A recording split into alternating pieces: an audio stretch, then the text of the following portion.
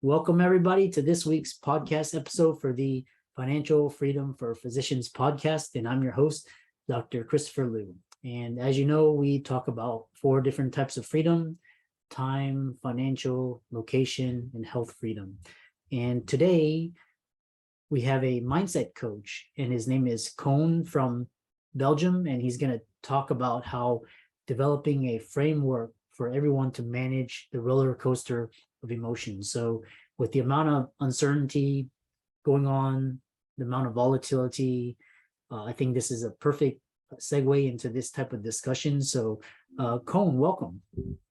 Thank you. Thank you for having me, Christoph. Yeah, I know you're originally a mathematician, MBA, now you're in corporate and small startups, and now you're a mindset coach. So tell us more about your background, your upbringing, and what you do now.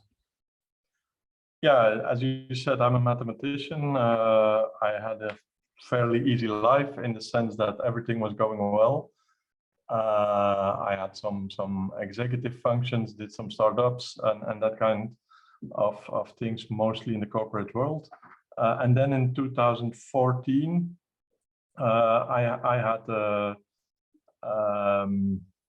a business that I started up myself, and I had to let it go in the sense that, yeah, it would go broke because that was the thing. And suddenly I did get shocked by the fact that why I really thought that I was entitled to success, and suddenly there was no success. And so that triggered me very much. And there my journey, which eventually lead to being a mindset coach or mindset trainer, was my journey in search of what is success and how is success built, and how can you build success for yourself, what's necessary for that.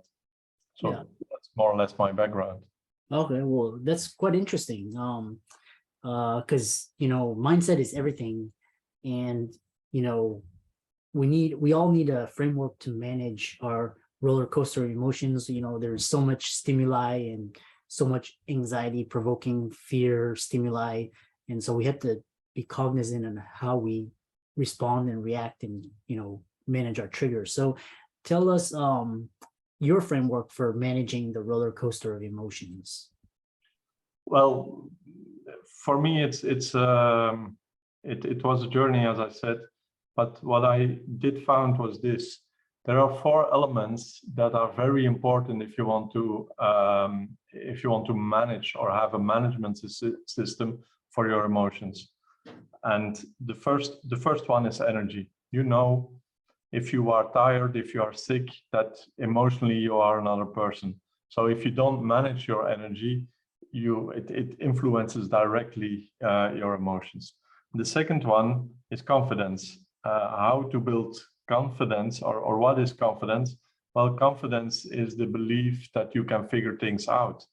But that's an easy one, but it's contextual. It's new in every new situation. How do you build that up? Because that really changes your emotional state. The third one is a little bit more complex in the sense, I always call it flow, but most people will think about it as productivity.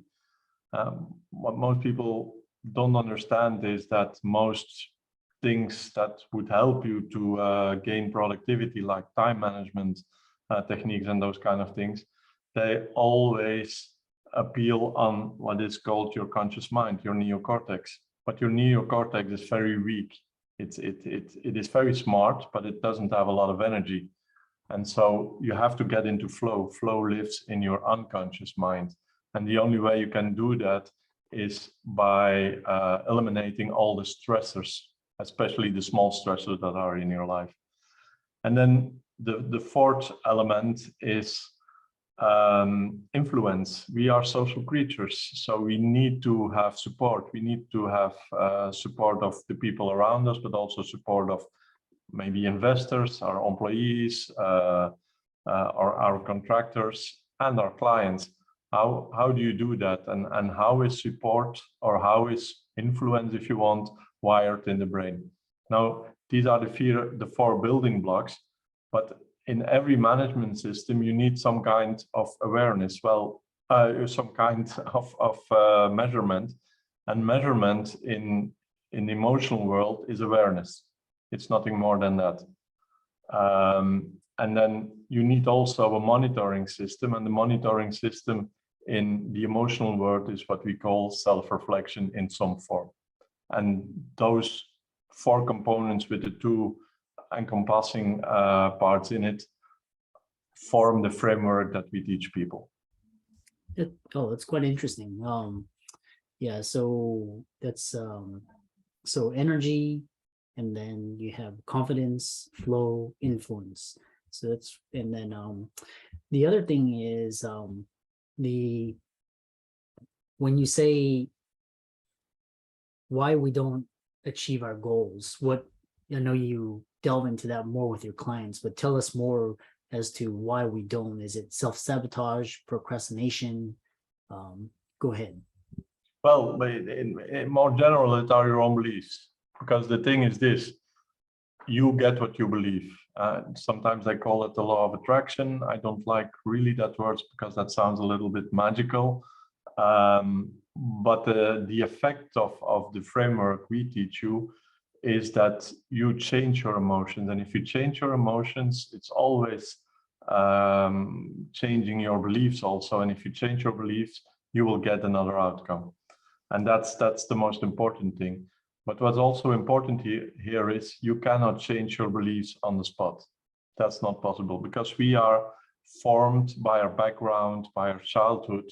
And in a sense, and I know most people don't like this, but in a sense, our unconscious mind, it's not very smart, but it's very powerful. And it can be powerful because of one reason. It's just a collection of programmed routines. That's why it is powerful, because it doesn't have to think a lot. That's what your neocortex does. But how do you reprogram it if the program is not adapted anymore to what you want to achieve? And so that's what we try to do with people. How do you reprogram yourself, and mostly your beliefs, because then you are going to react in another way, and then you're going to attract other results. Yeah, So it's a bit conceptual, but I hope it's understandable. yeah. The other thing is the question is, this is one interesting is what is success in the brain? That's quite interesting how you frame that, and I wanted to expand upon that more. Well, it's simple. Success in the brain is nothing more than a feeling, like all the other feelings that are in your brain. It's just a feeling, and everybody knows that feeling. You come out of a meeting, you prepared it well, you did a wonderful execution of what you prepared, and your performance was very well, and the reaction of people is very positive. You did get the results you want, and now you feel as on top of the world. That's mostly what people say. I feel on top of the world. And you go out there, you get a phone call of your partner, they have bad news, and suddenly all that feeling of success is gone. Suddenly you think the world is only black and dark, and that proves, in my view, that success is just a feeling. And most feelings only last for 90 seconds. Without a new trigger, outside trigger, it only lasts for 90 seconds. So the question is, if you want to have a lot of success, what is your form of success? What is your feeling of success you need? And then I don't know if you want to go in detail. We developed a sort of framework, which we call the 5 factors of success, which are the factors that really help you to get this feeling of success.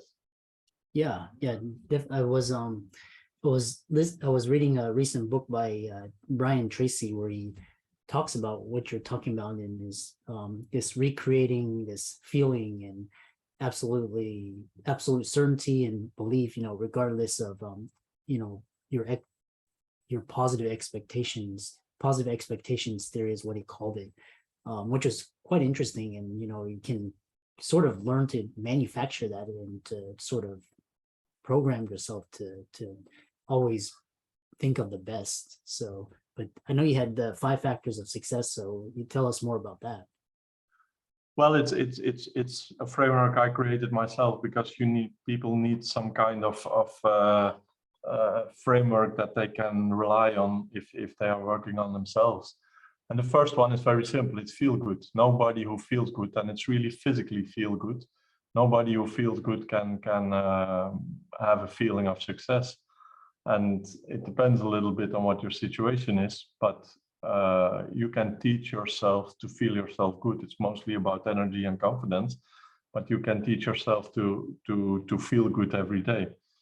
The second one is what we call freedom. Do you have a sense of freedom? Most people in this case think about financial freedom, but financial freedom is only one form of freedom. The most, let's say conceptually, the most advanced form of freedom is when you can, what you show off on the outside, or not show off, show on the outside, is that congruent with your inside? That is the most excellent form of freedom. You just can be yourself. That's what I'm saying in difficult words. Then the third one is what we call family. Now, family, we use that word a little bit more conceptually. It's, do you have somewhere belonging? It doesn't have to be your family in the normal sense of the word, but do you have some kind of belonging, some place where you call it a home? And then the fourth one is friends. Friends is also more in a conceptual way.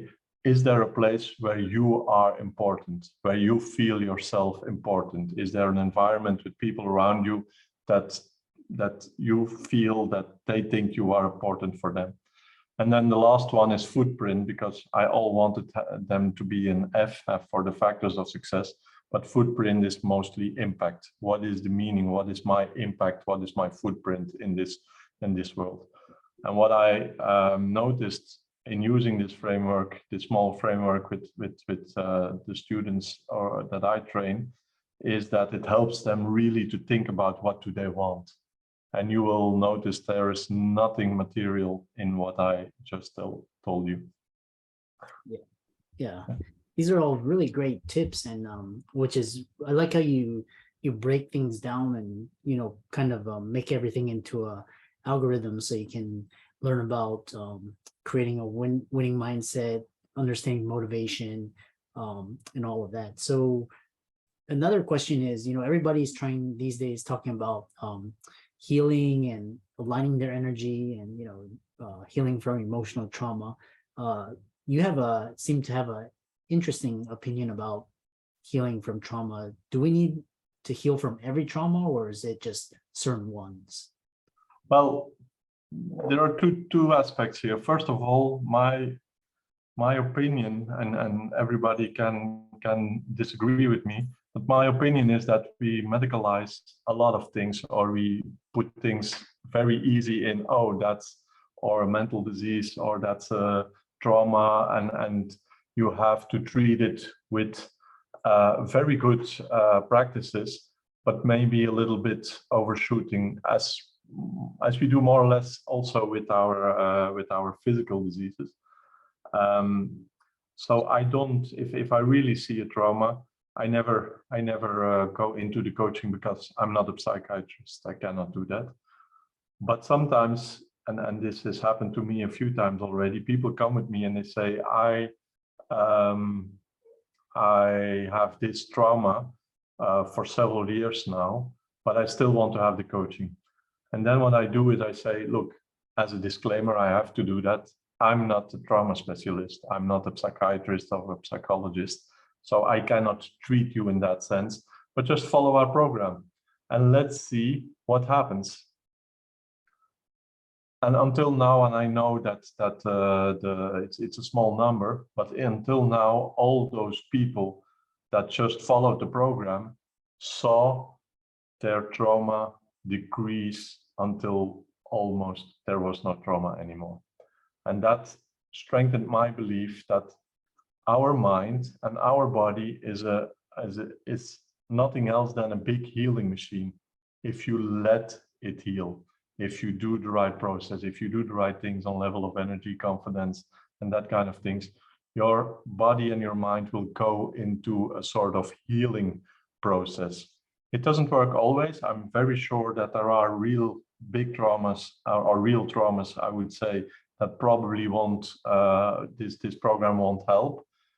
But I find it astonishing from seeing that I had some students that just could cope with their trauma by following the process of the program, and they were in treatment for several years already. Yeah, it's quite interesting. I know there's so many questions we can talk about. We're approaching the almost the end. The one thing for the audience, what I'm wondering is, what do successful people do differently, or how do they think differently? Well, the most important thing for me is just one word, that's intentionality.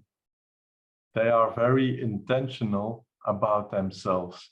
They don't live what I always call the automatic life. They choose their experiences. They choose how they appear in life. They choose a lot of things. And a lot of things are decisions, but it's not so easy to escape the automatic life. You need somebody mostly to help you to understand how you can choose things, what you need to do for that. But what I see, once you can do that, they become intentional.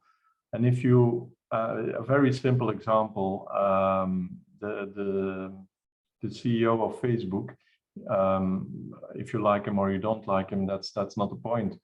But he chooses not to choose because he has the same outfit every day. So he chooses not to choose, which is a lot of savings in his mind, because one of the biggest consumers of energy are decisions.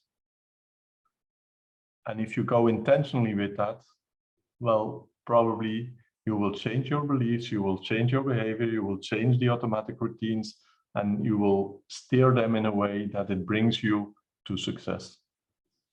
I hope it's understandable what I said, but that's what I really think it is. Yeah, it's interesting. Most of the very successful people I've interviewed, they state that this, one is clarity, which we talk about, which we'll get to in the next question, but also that intentional. They're very selective who they hang out with, what they turn off the TV, social media. They cut out all of that, the unnecessary, and they're very intentional. So the other thing is, how can we get clarity in what we want in our life or business? Well, first of all, you need to know what you want to feel, because it always starts with feelings. we talked about the 5 factors of success, or another framework you can use for that. But that's the first thing. And then if you know what you want to feel, for example, if you want to have a big impact in some way, you can start building up from there. What are the things that you need to do or to achieve to get that impact? But it depends on what you want to do. Now, one of the most important things is business, in my view, is made to have an impact. It's not made to become rich. And that's where a lot of people are confused, and probably this will get some reactions. But a business or a company, even legally, is made to have an impact on society. It's not just made to become rich. And I think that's one of the most important things here. If you want to have a business, well, it's made to have an impact. What's the impact that you want? And that's where I would start. Yeah, what a fantastic way to close out the show. I really enjoyed this talk and your approach to mindset, and a lot of people want to reach out to you, follow you. So how can they do that? Well, they can reach out to me on LinkedIn. It's just search for Koen Knaepen. There are not a lot of Koen Knaepens at LinkedIn, or you can go to my website, DIYgrowthstrategies.com. You can spell it in one word, and then you will see my website. Yeah, and for all the listeners out there, Koen's resources will be in the links and show notes, especially his website. So thanks so much for coming on to the podcast, and we look forward to hearing about your future success. Thank you for having me.